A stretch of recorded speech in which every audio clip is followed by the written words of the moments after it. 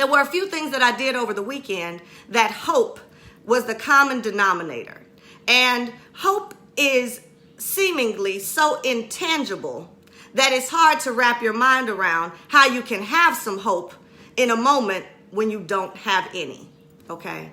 And so I'm going to share with you a very personal story that I know I've never shared publicly, and maybe not one that I share often with even my clients. But when I left Sony, it was a divine time, and the timing was something that could not have been better, okay? This time in my life, I might have been about 25, I was 25 going on 26. And I had been employed in this corporate world for 9 years at this point, and now my job was gone. And the timing, though, was the thing that I want you to understand. The timing in my life that this job let me go, right, was so divine. And so through my story, I want you to find glimmers of hope in all kinds of things, as the story may not sound very hopeful, but I want you to understand that in life, life happens. And there is just about nothing you can do to stop life from happening until you're on the other side of the dirt. And this story includes a few people that ended up on the other side of the dirt. Yet hopeful for life all the time. And so my mom had left her job in December of that previous year to take care of my aunts. You might hear me talk about how I don't have a lot of family, but the reason I don't have a lot of family anymore, because I once did, is because my grandmother had her first child at 15 and my mother at 42. And so there was a huge age gap between my mother and her siblings. And so my aunts who helped raise me were all in their 60s when I was born. Now, my family has amazing longevity, which is how I know I'm going to be a yogi at 90 teaching kids how to stand on their heads. But my aunts lived into their 90s, but they were always older people. And so this is how I grew up. And so I had 5 aunts and 1 uncle. There were 7 children that my grandmother had. And my grandmother was from Tuscaloosa, Alabama. She cleaned for people. She took care of people. She kept other people's kids. She did whatever she could to make a living. My grandmother lived in Cabrini Green and damn near refused to leave, as it looked very clear that the neighborhood was not going to change back to what it was. But that was my life. And so my aunts were very particular about their only brother. I don't know if anybody's family order can relate to that, but that one son in the family, he gets everything. Well, as my one uncle had prostate cancer, my oldest aunt decided that he needed to come and live with us because we take care of our people through whatever it is, and that we would do everything that we could to keep him alive and put him back together. We had a great deal of hope, right?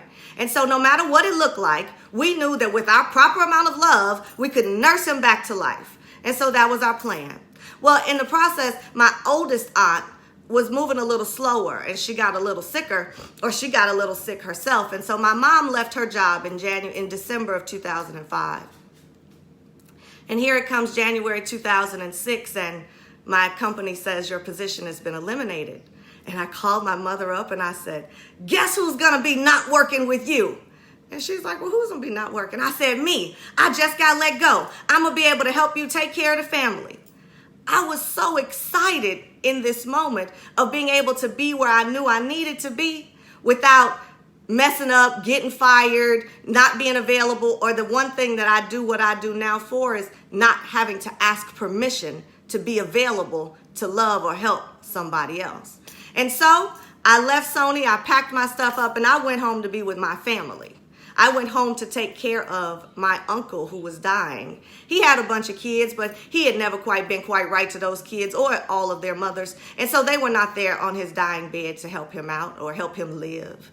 And so my aunt didn't have children at all. And so now as these weeks start to go on, my mom is taking my aunt to medical appointments. We're taking care of my uncle who is dying in the bed, and we are doing everything we can. We are not sleeping. I have no idea. To this day, I have no idea how we made it through this time in our lives, except we were filled with hope.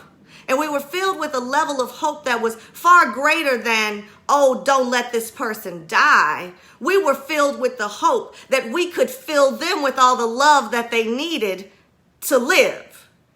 It was a very thin line of difference between the two, but we had a mission. And we were going to do all that we could to love our loved ones to live.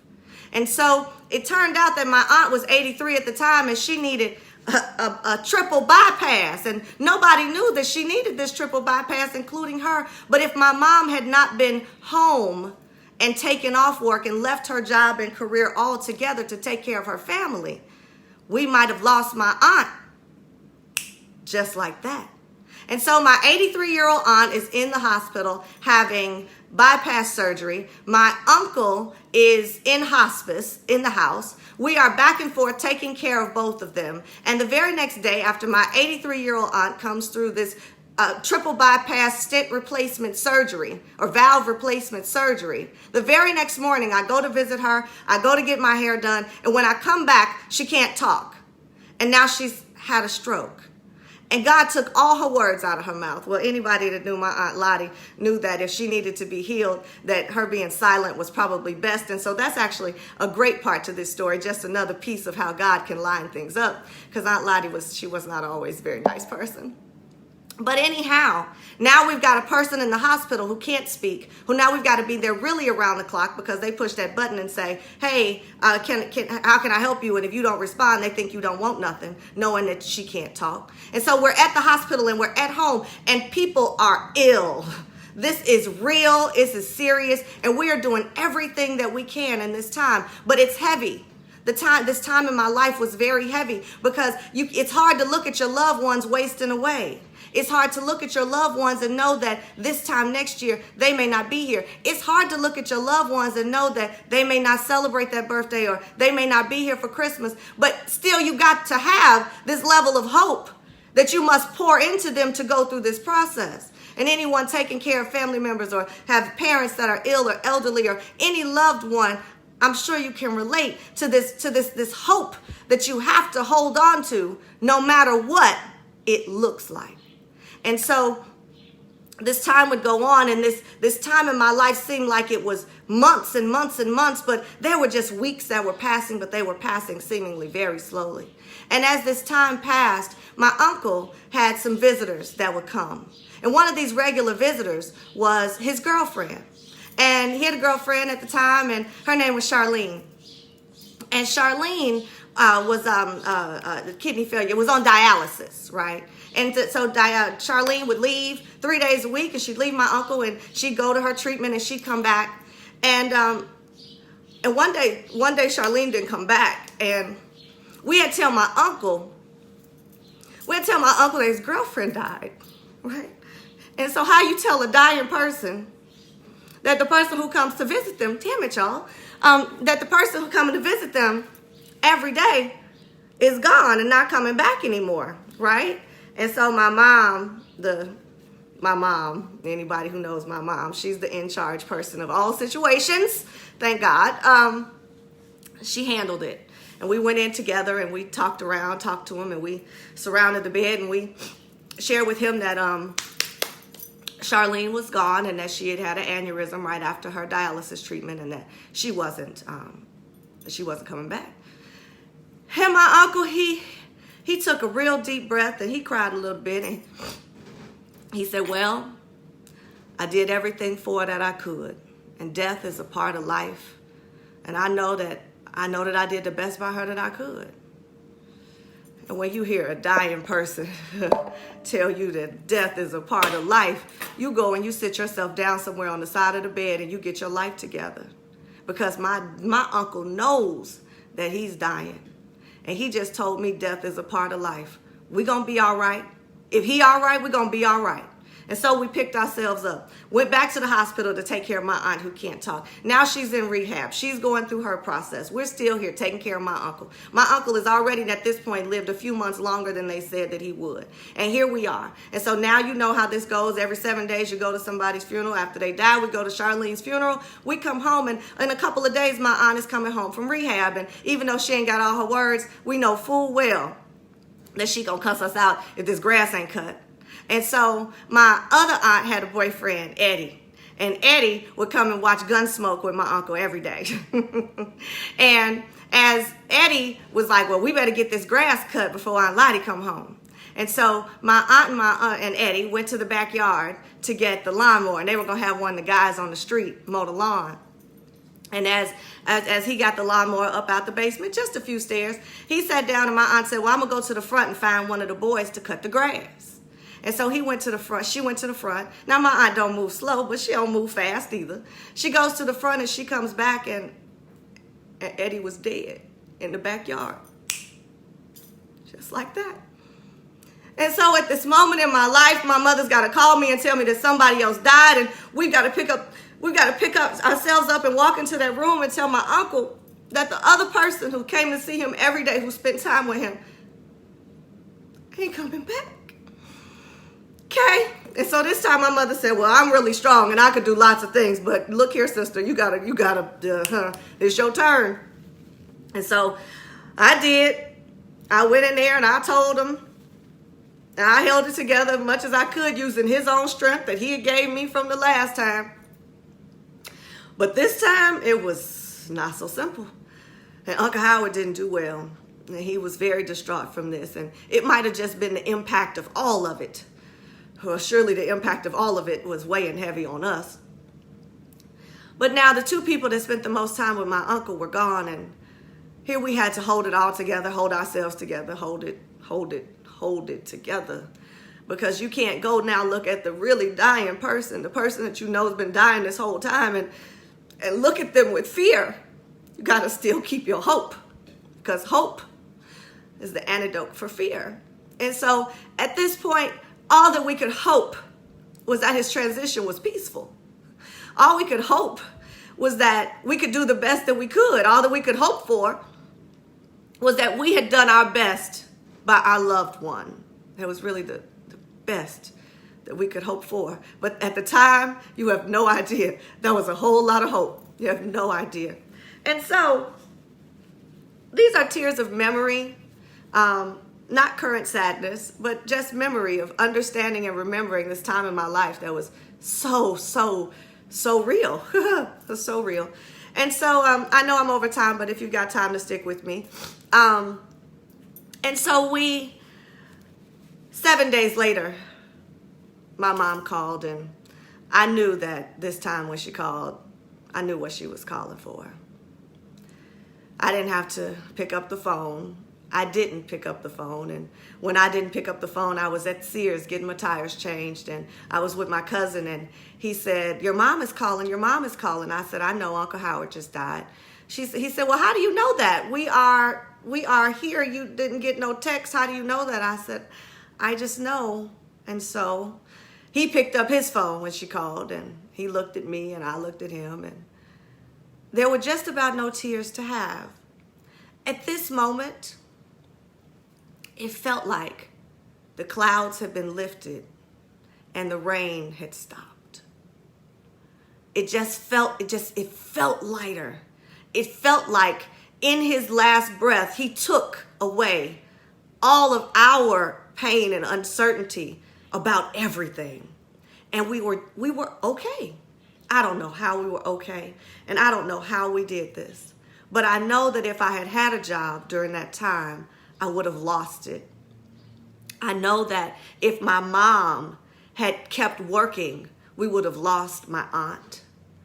I know that if we hadn't done everything we did exactly the way we did it, no one's life would have been the same.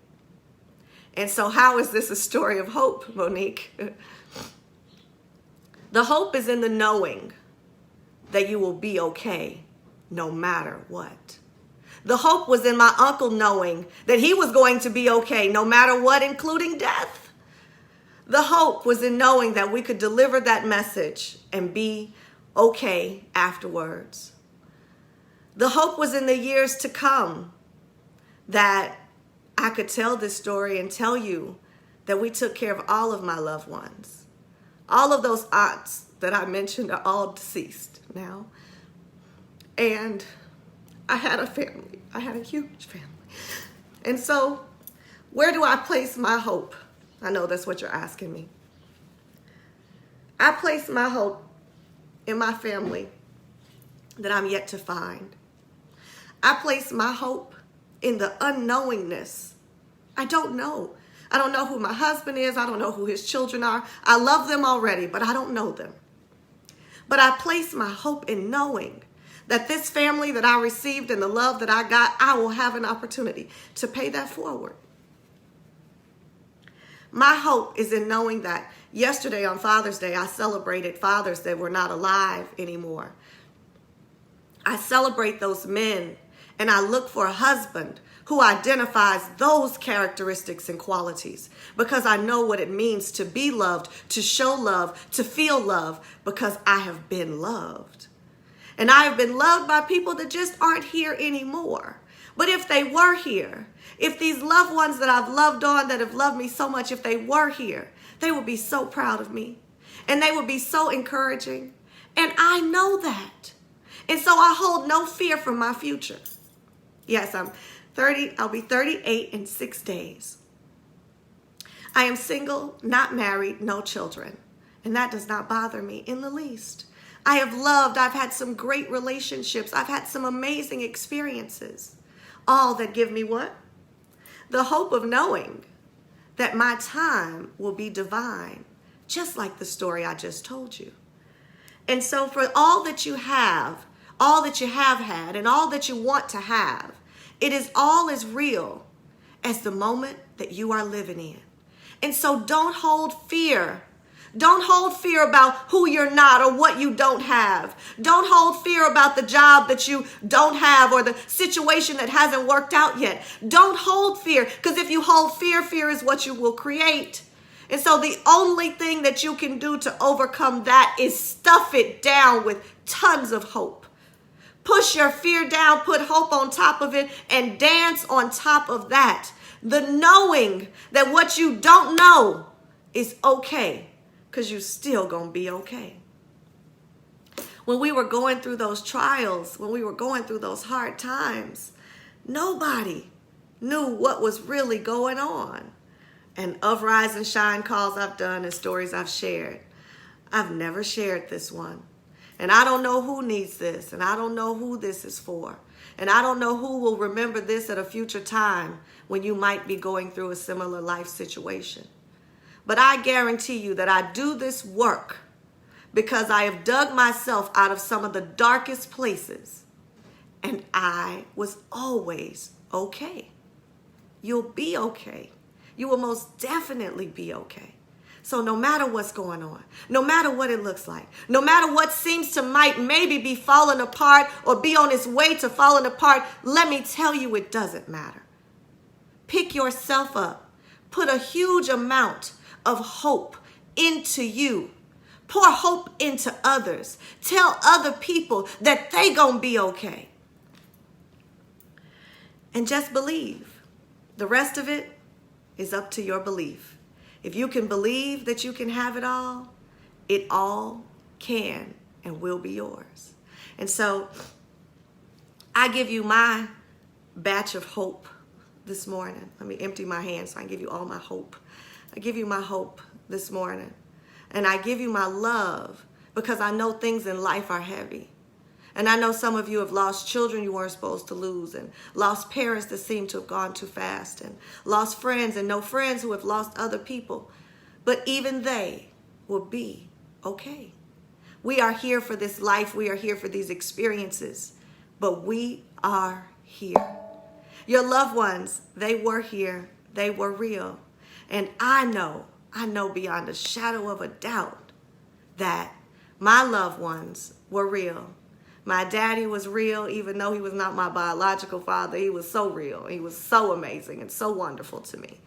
And so I know that I've been given this data and information in my life so I can live it, so that I can be it, so that I can have it, do it, and tell you about it so that you can be it, have it, and do it. But there's so much more for us to be and have it do. And so the rest of the week, we will do nothing but celebrate. But even though I have lots of tears this morning that I didn't expect, I thought I could tell this story because it's over a decade past. I thought I could tell this story and not cry, but that's all right. Because in the end, what I know is that everything has made me exactly who I am. And everything that you've been through has made you exactly who you are. Don't trade those things. Don't trade it for nothing. I know I wouldn't. Have a wonderful day, everybody. Thank you for just letting me be me. Thank you for just letting me be me. That graduation I spoke at on Friday was so phenomenal. My words, I do believe that they were great, but the energy in the room was amazing. And it was just another example of how you always where you're supposed to be, even if you don't expect to be there. And so trust in that. Rest easy in that knowing that you are exactly right now where you're supposed to be. There are no mistakes. There are no accidents. This is your moment in time to be exactly here. And the next moment, you'll be exactly where you're supposed to be. Happy Monday. Mwah. I love you all. Thank you so very much for just being right there where you are. Thank you.